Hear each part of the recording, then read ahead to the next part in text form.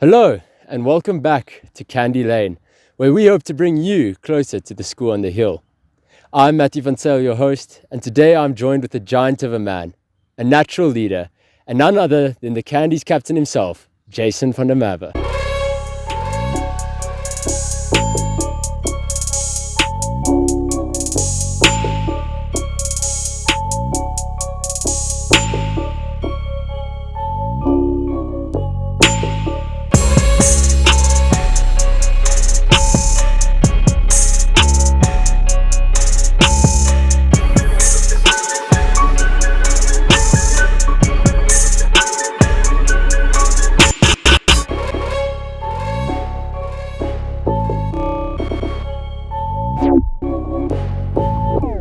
Welcome to the channel, Jason.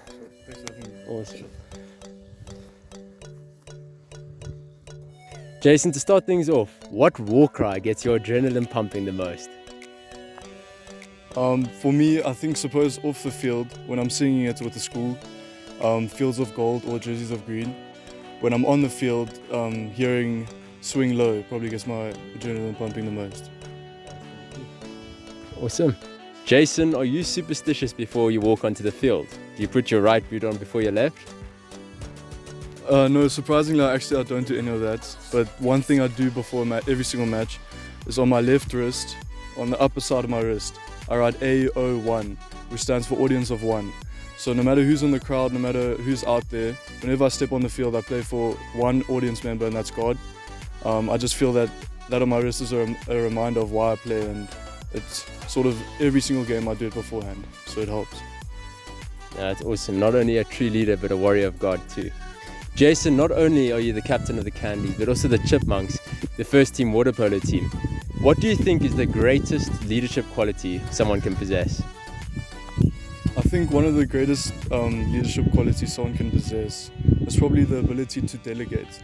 So you don't want to boss your teammates around, you want to lead them, but you still need to delegate them. So I think if you, from early on, you can learn how to communicate, but still delegate. I think that will help you lead your teammates, not to boss them around. So yeah. That's great. Jason, what does it mean to pull that shirt on every Saturday, knowing the huge expectations that they have on the team? Well, it's a bit difficult to put into words, but what we try to do at practice with the Candies and the black shorts is we create an environment where every week you don't know if you're going to put that jersey on or not. So you work to put it on Saturday. No one has a certain guarantee they're going to put it on. So when you're actually in that position to put it on, it's hard to put into words what goes through your mind, and I'm just grateful that I have the opportunity to put it on, and yeah. That's awesome. If you could meet one rugby player, dead or alive, who would it be and why? I'd probably choose to meet Kieran Reid. He's the All Blacks 8th man and captain. I just aspire to be a player like him because he's not always the best on the field, but the way he leads his teammates, I strive to be like that, and I'd like to meet him and just get to know him like that. That's great.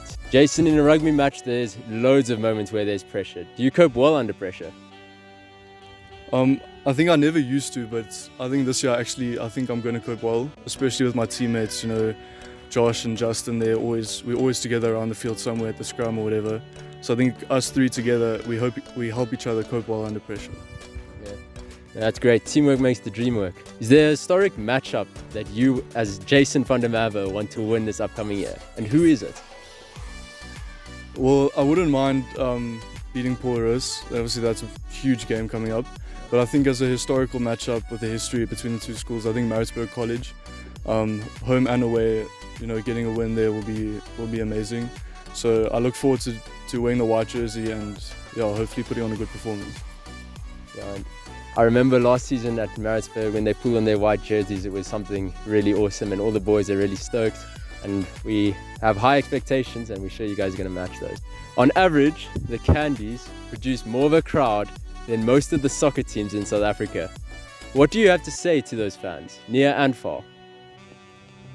It's quite surreal to know the number of people that come to watch our games, but obviously it means a lot. But the real fans we look forward to seeing is the Boys Are Boys. We can have 1,500 Boys Are Boys and no other supporters. That will mean the world to us, as long as the school's there.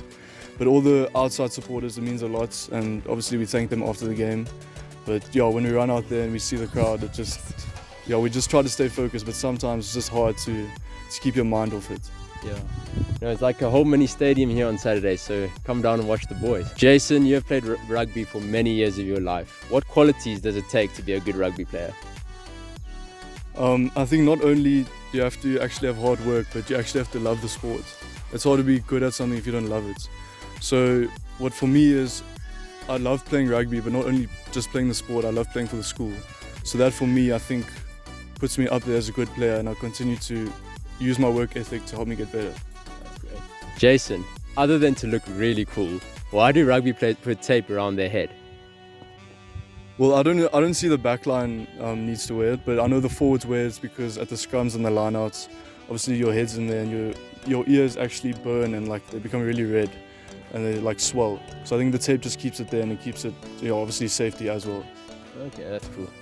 I never knew that, so Jason's teaching me things here on Candy Lane. In this upcoming season, do you have a specific number of tries that you'd like to score?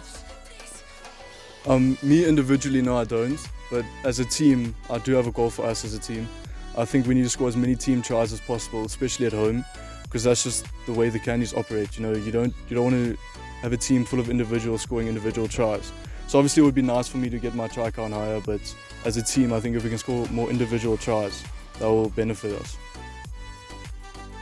I think it's important, building on to what you've just said, that the Candies do score a lot of tries, because this year, Boys High is partnering with a charity foundation, Tries for Lives. Jason, do you think you could tell us a bit more about this? Yeah, so Tries for Lives is a charity organization that it gives you a platform to put money into charity, obviously, through the usage of tries and goals scored. So goals scored in hockey and tries in rugby.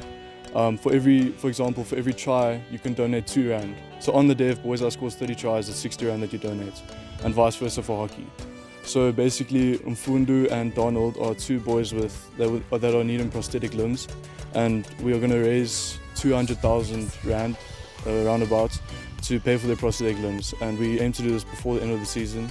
And I think with hockey and rugby joining, it will make the process a lot easier. Yes, yeah. This is a very, very good cause, and I encourage all of you viewers, near and far, to get in touch with Boys High and see how you can help.